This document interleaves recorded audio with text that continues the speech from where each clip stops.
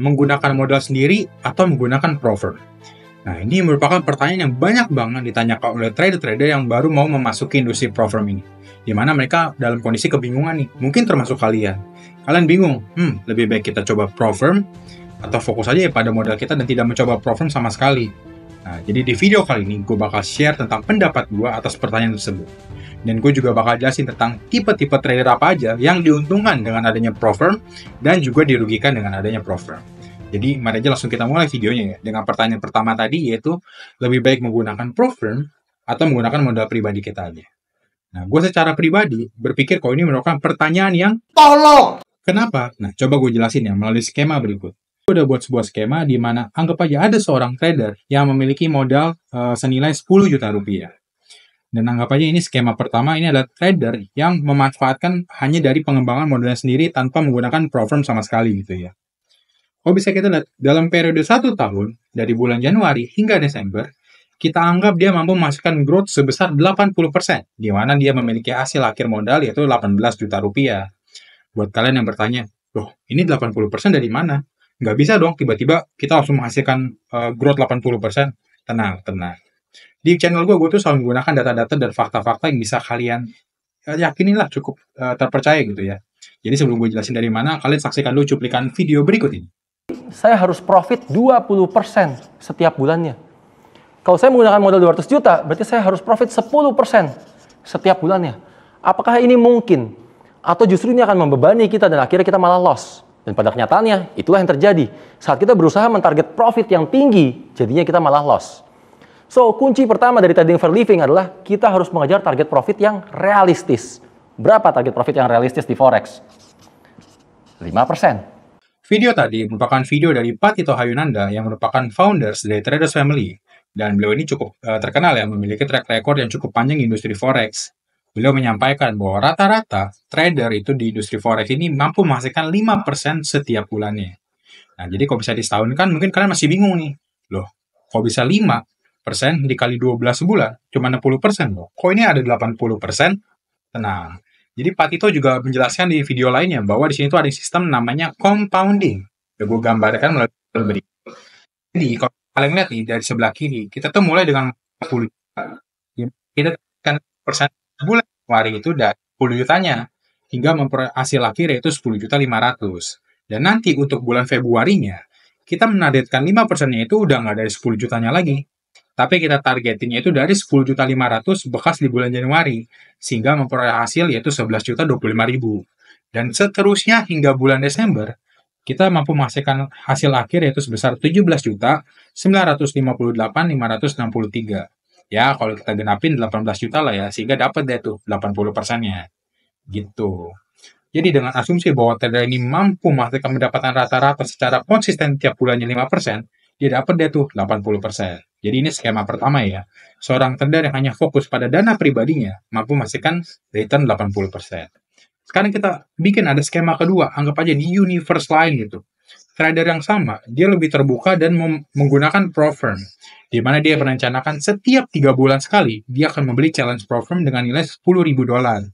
Ya berarti kalau challenge dengan modal $10.000, kurang lebih harganya ya sekitar sejutaan lah ya kita anggap. Kita contoh, dia berarti beli di bulan Maret, dan anggap challenge-nya gagal, sehingga dia minus nih 1 juta. Sehingga modalnya tadi 18 juta, sekarang jadi tinggal 17 juta. Lalu, di bulan Juni, dia beli lagi challenge yang sama, dan lagi-lagi rugi lagi 1 juta. Sehingga modalnya tadi 17 juta, jadi tinggal 16 juta. Dan beruntungnya, di bulan September, dia tetap beli lagi challenge-nya. Dan berhasil menghasilkan return 6 juta. Dari mana 6 juta ini? Nah, gue juga udah bikin perhitungannya di mana dengan modal $10.000 tadi dari account challenge-nya. Anggap dia udah lolos semua fase dan udah masuk tahap pembagian profit gitu, udah funded. Jadi $10.000 kita kali 5%, yang mana ini merupakan skema rata-rata pendapatan yang tadi kita sempat jelasin, sehingga menghasilkan return $500. Lalu $500 ini kita kali dengan pembagian profit split-nya, di mana trader kita anggap rata-rata dapat 80% dan 20%-nya untuk pro firm. Sehingga $500 kita kali sama 80% tinggal $400. Dan $400 kita kali pada kurs saat ini sekitar Rp16.000, menghasilkan hasil akhir berupa 6,4 juta rupiah. Ya kalau kita potong sama biaya admin dan biaya tetek bengek lainnya, anggap aja bersihnya 6 juta lah. Sehingga modal akhirnya yang tadinya 16 juta, sekarang bertambah 6 juta menjadi 22 juta rupiah. Nah, ini merupakan sebuah skema perbandingan bahwa anggap aja ini dua-duanya sama-sama memiliki optimisme gitu. Yang satu mampu profit konsisten tiap bulannya 5%, yang satu anggap aja mampu at least sekali aja berhasil lolos challenge dari pro-firmnya ini. Sehingga mendapatkan perbandingan ya cukup, kalau secara persentase cukup besar gitu. Kalau skema pertama cuma dapat 18 juta rupiah, tapi kalau di skema kedua ini dia mampu menghasilkan 22 juta rupiah. Sehingga ya cukup menarik lah perbandingan risk to reward rasionya dari menggunakan pro-firm ini. Kalau bisa kita balik lagi, kenapa gue anggap ini merupakan pertanyaan yang tolong? Karena dari awal itu gak pernah ada yang nyuruh kalian buat milih salah satu cara. Kalau bisa emang ada dua cara, ada peluang, dan kalian sudah nilai resikonya dan rewardnya cukup masuk akal, ya manfaatin dong dua-duanya. Jadi gue mau ngasih kalian di perbandingan supaya kalian sadar bahwa menggunakan pro-firm itu cukup menguntungkan loh kalau kalian tahu caranya. Dan yang mau gue tekanin di sini adalah bahwa sekali lagi pro-firm itu tuh bukan cara kalian buat kaya instan, tapi merupakan leverage kalian supaya kalian itu bisa menjadikannya sebagai batu lompatan untuk membesarkan modal pribadi kalian. Jadi profit split yang kalian dapat dari akun-akun challenge yang kalian beli dengan pro-firm ini, kalian pakai lagi buat investasi atau kalian chip in ke modal pribadi kalian.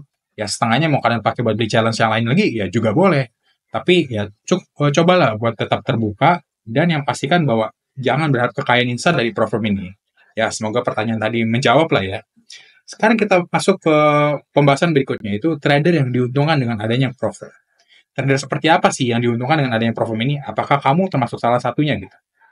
Yang pertama itu adalah trader yang memiliki pendapatan tetap. Nah, jadi buat para kalian yang masih pengangguran ataupun masih kuliah gitu, belum memiliki penghasilan tetap, menurut gua kalian masih dalam kategori yang belum diuntungkan gitu. Kenapa gue bilang pendapatan tetap ini sangat bagus buat trader yang ingin memasuki pro-firm? Karena seperti yang gue sempat jelasin di video gue sebelumnya tentang mekanisme pro-firm, bahwa pro-firm ini industri yang masih cukup bergeraknya belum stabil. Jadi banyak pro-firm muncul, terus banyak pro-firm yang jatuh juga. Jadi kalau bisa kalian memanfaatkan modal kalian yang terbatas, terus kalian beli challenge ke perusahaan yang salah, dan tiba-tiba perusahaannya pelit, tutup, terus modal kalian hilang begitu aja. Ya bahkan kalian aja tuh belum sempat buat tradingnya. Nah itu malah menyayangkan sekali kan. Kalian malah nggak punya pendapatan lain buat beli challenge di perusahaan lain, atau even buat investasi ke modal pribadi kalian. Ataupun misalnya kalian gagal di challenge, ataupun sekalinya lolos tapi perusahaan tetap kabur, ya tetap aja lah, buffer supaya kalian punya uang kas dari pendapatan aset tapi yang stabil, itu cukup bermanfaat buat memasuki pro-firm ini. Dan kedua, itu memiliki metode dengan probabilitas yang tinggi. Nah ini maksudnya gimana? Jadi kalau kita tahu ya, di industri trading ini rata-rata tuh dibagi menjadi dua model metode trading lah. Yang pertama memiliki probabilitas tinggi, walaupun risk to reward rasionya rendah, dan satunya lagi probabilitas rendah, tapi risk to reward rasionya tinggi. Menurut gua di pro-firm itu lebih menguntungkan kalau lu punya probabilitasnya tinggi, even risk to reward ratio itu rendah, mau 1:1 atau di bawah 1:1 sekalipun. Kenapa? Nah, coba kita bahas dulu skema yang kedua tadi. Probabilitas rendah, tapi risk to reward rasionya tinggi, itu mereka memanfaatkan dengan cara walaupun dia banyak banget loss-nya, tapi nanti sekalinya profit, itu mampu menutup semua loss-loss yang terjadi. Nah, masalahnya dalam industri pro-firm, ini aturan terkait resiko ini sangat ketat banget. Ada yang namanya batasan loss harian, ataupun batas loss bulanan juga gitu. Takutnya ketika kalian punya metode dengan consecutive loss yang cukup banyak, kalian tuh bakal kehajar di consecutive loss-nya terlebih dahulu, sehingga challenge-nya gagal. Nanti challenge-nya udah gagal, baru dia muncul momentum trading yang seharusnya profit gitu. Tapi kan terlambat. Jadi ya berbahaya banget lah kalau kalian memanfaatkan metode itu. Sedangkan kalau kalian punya probabilitas tinggi, walaupun risk to reward rasionya rendah gitu ya, kalian bisa lah ngatur-ngatur risk per trade-nya sehingga tetap bisa lolos challenge ini gitu, walaupun dengan risk to reward rasio yang ya negatif gitulah ya. Dan tipe trader ketiga yang diuntungkan dengan adanya pro-firm adalah trader-trader yang memiliki waktu luang yang cukup. Nah ini mengacu tadi ke trader yang memiliki pendapatan tetap, itu rata-rata ya berarti orang itu udah bekerja atau at least freelance gitu. Nah kalian untuk trading itu, kalian tuh harus bisa memantau chart ya, walaupun nggak perlu seharian memantau chart, tapi kalian pastikan bahwa kalian tuh nggak ketinggalan momentum trading yang sudah kalian backtest. Karena biasanya kalian udah backtest, hasilnya udah indah banget, tapi saat implementasinya, kalian nggak bisa memaksimalkan data backtest dari metode kalian, ya kan sangat disayangkan. Gitu. Sehingga mungkin ada banyak trading-trading yang momentumnya muncul yang harusnya menguntungkan, tapi nggak bisa kalian ambil, karena misalnya kalian lagi jalan ke kantor, lagi meeting atau apa, jadi kalian harus punya waktu luang yang cukup gitu lah ya, sehingga kalian bisa tetap mengikuti semua momentum trading sesuai dengan data backtest kalian. Selanjutnya, trader yang dirugikan dengan adanya profit. Nah, yang pertama adalah trader yang mengharapkan kekayaan instan. Walaupun kalian bisa udah tergiur dengan profit yang bisa ngasih modal hingga miliaran rupiah dan kalian berharap dapat kekayaan instan secara cepat gitu ya. Gue udah bisa pastiin lu pasti gagal di profit, jadi jauh-jauh aja dari profit deh. Soalnya udah pasti manajemen resiko lu kacau dan semuanya kacau gitu. Karena lu bisa terlalu terburu-buru dan terlalu ambisius terhadap hal-hal yang nggak bisa, nggak halu lah ya. Jangan terlalu. Yang kedua, dan ini juga cukup fatal, yaitu kalian tidak punya data backtest. Di sini kalian ya udah pasti gagal lah, baik mau jadi trader sendiri atau trader pro firm kalau kalian nggak punya data backtest. Karena kalian nggak bakal tahu tuh kalian kira-kira consecutive loss-nya berapa banyak. Terus kalian kira-kira tuh dari consecutive loss itu kalian udah nggak bisa ngitung risk per trade yang bergudan berapa, target profitnya nanti gimana, holding periodnya gimana, kalian udah nggak tahu dan kalian bakal udah buta banget sehingga manajemen risikonya bakal lebih kacau lagi gitu. Dan yang ketiga, ini pendapat pribadi gue, adalah trader-trader yang memiliki metode dengan jarak pips yang sempit antara open posisi, stop loss, dan take profitnya, dan holding yang lama. Jelasin dulu tentang jarak sempit ini. Buat ada broker terkenal, bukan broker, yang bernama Mike Forex-Pan, di mana dalam kasusnya itu dia sempat bilang kan bahwa ada bukti dari founders yang bilang, let us slip them to hell. Yang artinya kita akan memainkan slip edge-nya hingga mengirim mereka neraka gitu. Bahwa mereka tuh, Profim itu suka menargetkan trader-trader ini dengan memainkan slip edge-nya. Seperti yang gue bilang, walaupun gak semua Profim kayak gitu ya, tapi pasti di industri itu sangat syarat atau sangat banyak lah oknumnya. Jadi kalau bisa kalian memiliki jarak transaksi yang sempit-sempit gitu ya, kalian cenderung lebih gampang buat di-manage slip edge-nya sehingga kalian gagal di challenge. Walaupun gue nggak menjamin jarak pips lu gede tapi lu nggak kena slip edge juga. Cuman at least lu lebih aman lah daripada jaraknya cuma 1 pips, 2 pips. Itu kena spread pun udah kehajar gitu. Jadi susah lah ya. Dan yang kedua, kalian yang memiliki average holding period yang lama. Jadi average holding period itu adalah rata-rata dari kalian buka posisi sampai kalian tutup posisi, entah kena stop loss, kena take profit, atau kalian tutup manual. Nah itu jarak itu berapa hari atau berapa jam gitu. Ini kenapa merugikan? Karena banyak banget profim di sana tuh yang nggak memperbolehkan kalian untuk membuka transaksi berjalan di weekend gitu. Jadi kalian nggak boleh nih, misalnya kalian buka transaksi di Jumat, tapi baru di close-nya hari Senin. Jadi ada transaksi menginap nih di hari Sabtu dan Minggunya. Itu ada kemungkinan akun kalian bakal di-ban. Karena profim nggak mau kayak gitu.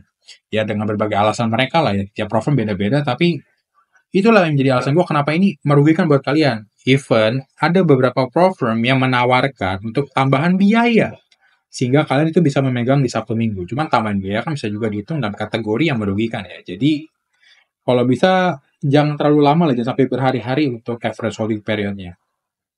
Nah, sehingga kita sudah mencapai nih kepada 3 pertanyaan yang udah gue bikin. Kalau kalian semua bisa jawab 3 pertanyaan ini secara positif, gue bisa jamin kalian aman di profim. Tapi sekali lagi gue tekanin, aman ya, bukan pasti lolos. Kita lihat dari pertanyaan pertama. Berapa jumlah consecutive loss terbanyak dari data backtest kalian? Kalau menurut gue, pakem rata-ratanya, kalau bisa kalian memiliki consecutive loss setara atau lebih dari 8, itu udah masuk dalam kategori berbahaya. Kenapa? Karena bisa kita coba ya, kita pakai risk per trade aja, 1%. Dengan consecutive loss 8, itu kalian udah mencapai loss 8% loh. Dan buat kalian yang nggak tahu, rata-rata challenge profit itu memiliki batas bulanan loss-nya itu senilai 10%. Walaupun kalian bilang, loh itu kan baru 8%, masih ada 2 lagi dong. Nah, setiap kali nanti transaksi itu bakal muncul biaya-biaya tambahan. Itu seperti nanti ada commission, ada biaya swap, dan yang paling ngeselin sih bisa biaya spread. Jadi kalau bisa transaksi kalian loss, dan kebetulan pas lagi news, itu risknya yang tadinya kalian menggunakan 1% per trade, itu bisa naik hingga 2% loh. Jadi kan tetap perlu buffer. Jadi kalau kalian ada di kategori ini, consecutive loss-nya itu lebih dari 8, coba pertimbangin metode yang lain deh. Soalnya agak cukup sulit buat loss profit. Pertanyaan kedua, seberapa sering Anda ketinggalan momentum trading? Nah, ini tuh berpengaruh terhadap consecutive loss kalian. Kita ambil contoh gitu ya. Misalnya, kalian tuh seharusnya memiliki 5 transaksi lah dalam 1 bulan ini. Dimana kalau berdasarkan data backtest kalian memiliki 3 consecutive loss. Kita ambil contoh, misalnya kalian udah dapet nih consecutive loss yang pertama, kalian loss. Transaksi kedua, loss. Dan transaksi ketiga, loss. Dan kalian tuh udah mendapatkan consecutive loss kalian tuh sejumlah 3 sesuai data backtest kalian. Dan seharusnya, transaksi yang keempat ini, kalian ini untung. Tapi karena kalian ketinggalan momentum trading ini, Jadi nggak keambil. Lalu kalian mengambil transaksi yang kelima, yang juga ternyata loss, itu menaikkan consecutive loss kalian. Yang tadinya cuma 3, sekarang menjadi 4 karena ada satu transaksi yang menguntungkan dan kalian nggak berhasil ambil gitu. Jadi, kalau bisa usahakan jangan sampai ketinggalan setiap momentum trading kalian, jadi gunakan time frame yang cukup besar gitu untuk mempermudah kalian. Dan ketiga, ini nggak ada pakem atau standarisasi benar atau salahnya, tapi kalian juga harus tahu kira-kira berapa persen risk per trade yang mau kalian gunakan, dan berapa ekspektasi profit yang bisa kalian hasilkan gitu dalam jangka waktu tertentu. Supaya kalian tahu nih, kira-kira untuk perform ini challenge-nya perlu berapa lama buat lolos gitu. Nah, mungkin itu aja yang bisa gue sampaikan. Semoga menjawab semua pertanyaan tadi kita tanyakan di awal gitu ya. Dan buat kalian yang masih ragu nih sama prop firm, kira-kira ini scam atau enggak, terus kalian nggak ngerti mekanisme atau logika di balik bisnis prop firm, kalian bisa ngeliat video gue yang sebelumnya yang gue cantumkan di link di deskripsi di bawah. Oke, thank you and see you on the next video. Bye-bye.